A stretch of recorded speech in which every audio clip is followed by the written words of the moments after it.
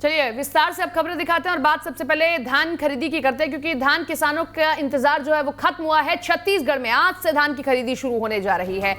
धान खरीदी के लिए 2305 खरीदी केंद्र प्रदेश में बनाए गए हैं। 31 जनवरी तक प्रदेश में धान की खरीदी होनी है, यानी कि 2 महीने तक ये धान की खरीदी चलेगी। प्रदेश में 90 लाख से ज्यादा जो है इस बार धान खरीदी की उम्मीद जताई जा रही है कि 90 लाख मीट्रिक टन से ज्यादा धान की खरीदी होगी। मक्का की भी आज से ही खरीदी शुरू होने जा रही है। सियासत हुई, आरोप सरकार पर भी लगा। सरकार ने केंद्र सरकार पर आरोप लगाया, बारदाने की कमी सामने आई, टोकन की अव्यवस्था सामने आई और आखिरकार आज से धान की खरीदी शुरू हो रही है। अब देखना यह है, जब 1 महीने पीछे किसान चला गया है तो जब आज से धान की खरीदी शुरू हो रही है तो किस तरीके की सुविधाएं मिल पाती हैं किसानों को।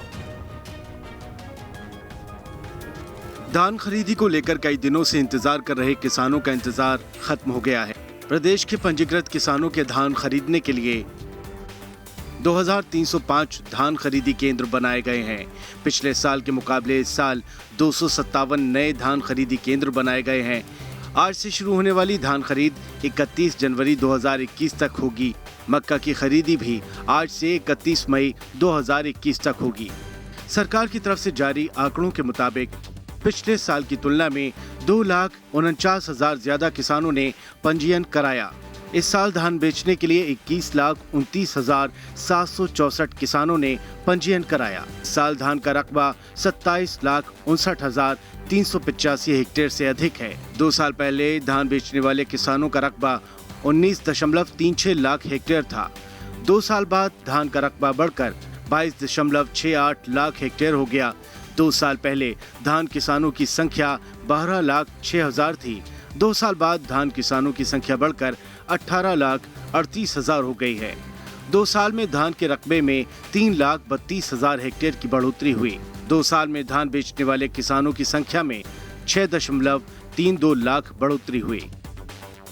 पिछले साल के धान खरीद के आंकड़ों की बात करें तो 2017-18 में समर्थन मूल्य पर 56.85 लाख मीट्रिक टन धान की खरीदी हुई। 2018-19 में किसानों से 80.38 लाख मीट्रिक टन धान की खरीदी। 2019-20 में किसानों से 83.94 लाख मीट्रिक टन धान की खरीदी। 2020-21 में किसानों से 90 लाख मीट्रिक टन से अधिक धान खरीदी का लक्ष्य है। 2017-18 में 76.47% किसानों ने धान बेचा था। 2018-19 में धान बेचने वाले किसानों का आंकड़ा 92.61% था। 2019-20 में धान बेचने वाले किसानों का आंकड़ा 94.02% था।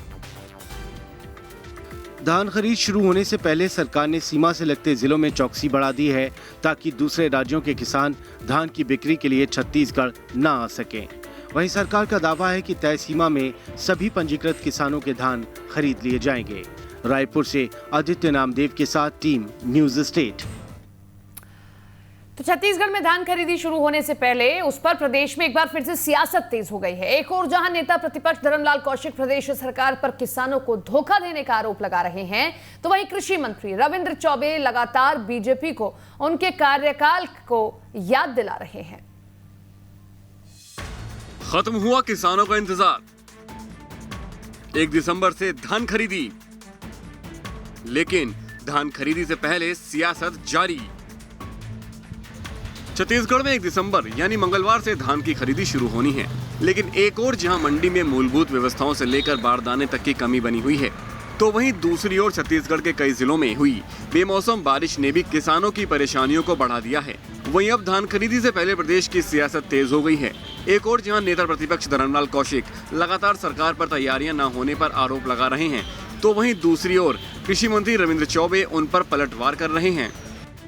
जिस प्रकार से किसानों को टोकन लेने के लिए रात को 12 बजे से लाइन लगानी पड़ रही है, एक इसको लेकर के किसान विचलित है, आक्रोशित है। दूसरा ये है कि 9 से 12 आपने जो टाइम दिया है, उसमें आपने 1200 कुंटल के बाद में जो किसान रहते हैं उनको टोकन देना बंद कर दिए हैं। उसमें किसानों का कहना यह है कि 12 बजे तक का समय दिए हैं, तो जो भी किसान वहाँ पर पहुँच जाए उनको सबको टोकन मिलनी चाहिए। क्वांटिटी के ऊपर में हम न जाए कि 1200 के बाद में उसको लिमिट बना दें, बल्कि किसान कितने गए हैं और जो किसानों को जो गए हैं उनको देनी चाहिए। छत्तीसगढ़ के किसानों को कभी न तो बोनस उन्होंने दिया और लगातार धोखा दिया। पहले 270 घोषणा करके धोखा दिए, फिर 300 रुपया बोनस देने की बात कह के घोषणा करके धोखा दिए और 2100 रुपया सपोर्ट प्राइस देंगे ऐसा घोषणा करके भी धोखा दिए। तो माननीय नेता प्रतिपक्ष जी की चिंता बिल्कुल जायज़ है। उनकी सरकार किसानों को पैसा देने में हाफ जाती थी, इसलिए उनकी चिंता है। लेकिन ये भूपेश बघेल जी की सरकार है जिन्होंने 2500 रुपया देना शुरू किया और 90 लाख मीट्रिक टन से धान ज़्यादा खरीदी करने का हमने निर्णय लिया है। मैं समझता हूँ माननीय नेता प्रतिपक्ष जी को चिंता में दुबले होने की कोई ज़रूरत नहीं। सरकार ने इस साल 90 लाख मीट्रिक टन धान खरीदी का लक्ष्य रखा है। वहीं 2019-20 में 18.38 लाख किसानों से 83.94 लाख मीट्रिक टन धान की खरीदी की गई थी। साल 2018-19 में 15.71 लाख किसानों से 80.38 लाख मीट्रिक टन धान की खरीदी की गई थी। वहीं 2017-18 में समर्थन मूल्य पर 56.85 लाख मीट्रिक टन धान की खरीदी की गई थी। वहीं अगर बारदाने के आंकड़ों पर नजर डालें तो सरकार को धान खरीदने के लिए 4,75,000 गठान बारदानों की जरूरत है, लेकिन सरकार के पास फिलहाल 77,000 गठान बारदाने की व्यवस्था हो पाई है। बारदाने की कमी को पूरा करने के लिए प्लास्टिक बैग खरीदने की तैयारी की गई है। छत्तीसगढ़ सरकार 70,000 प्लास्टिक बैग की खरीद करेगी।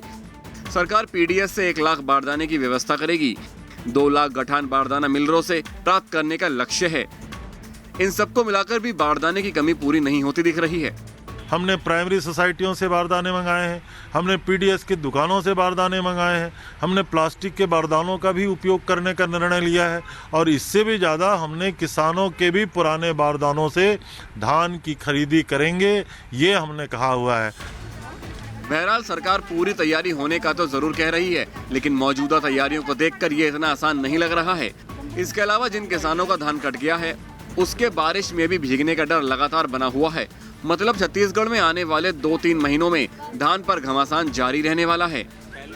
मंगलवार सुबह से प्रदेश में धान खरीदी की शुरुआत हो रही है। विपक्ष का साफ तौर पर आरोप है कि आधी अधूरी तैयारियों के साथ और सबसे बड़ी बात है 1 महीने देरी के साथ यह धान खरीदी हो रही है। हालांकि सरकार ने 90 लाख मीट्रिक टन धान खरीदी का लक्ष्य रखा है, लेकिन जिस प्रकार से देरी हुई है, बारिश ने किसानों के नुकसान पहुंचाया है।